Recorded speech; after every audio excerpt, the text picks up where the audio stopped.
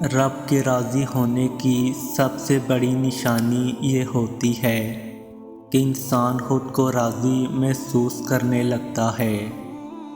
کوئی خوشی ہو یا غم، انعام ہو یا سزا، دکھ ہو یا سکھ، انسان سب حالات کو ہنستے ہوئے چہرے کے ساتھ برداشت کرنے لگتا ہے، اور جس بندے سے وہ رب راضی ہو جاتا ہے اپنا قرب عطا کر دیتا ہے۔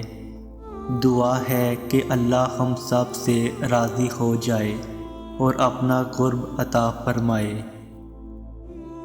اللہ قرآن میں فرماتا ہے، اور تم ان لوگوں کی طرح نہ ہو جانا جنہوں نے اللہ کو بھلا دیا تو اللہ نے انہیں اپنے آپ سے غافل کر دیا۔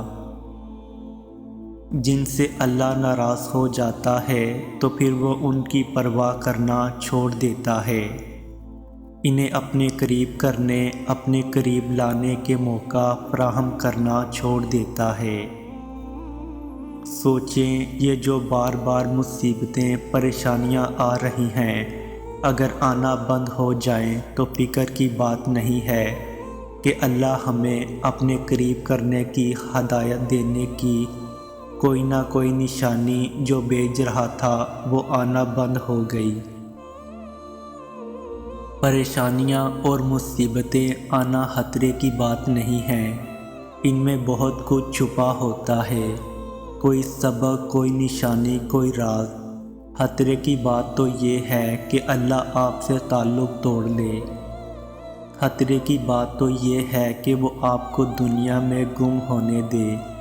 خطرے کی بات تو یہ ہے کہ کبھی کوئی پریشانی ہی نہ آئے اور یوں بالاخر آپ اللہ سے تعلق کو اہم ہی نہ سمجھیں۔ خطرے کی بات تو یہ ہے کہ آپ اپنے حقیقی وجود، اپنی روح کو بھول بیٹھیں اور اس کی نشو و نما کی پرواہ کرنا چھوڑ دیں۔ روح سے اس کا سب سے اہم تعلق چھین لے، اللہ سے جڑے رہنے کا تعلق، اور آپ کو علم بھی نہ ہو۔ اللہ تمہیں اتنا صبر دے کہ تمہارا دل ہر حال میں مطمئن رہے۔ اللہ تمہیں اتنا مضبوط بنائے کوئی بھی تمہیں توڑ نہ سکے۔ اللہ تمہیں اتنا اپنے قریب کر لے کہ کسی اور کی تمہیں ضرورت نہ پڑے۔ اللہ تمہیں اپنی اتنی محبت دے کہ کسی اور کی محبت کے لیے نہ ترسو۔ اللہ تمہیں دنیا کی اتنی سمجھ عطا کرے کہ تم اس کے ہر فیصلے پر راضی ہو جاؤ۔ اللہ بس آزماتا ہے کہ میرا بندہ کب تک صبر کرتا ہے، کب تک اپنی دعاؤں کے پورے ہونے کا یقین رکھتا ہے۔ پھر جو لوگ پختہ یقین رکھتے ہیں ان کی دعائیں رنگ لے آتی ہیں۔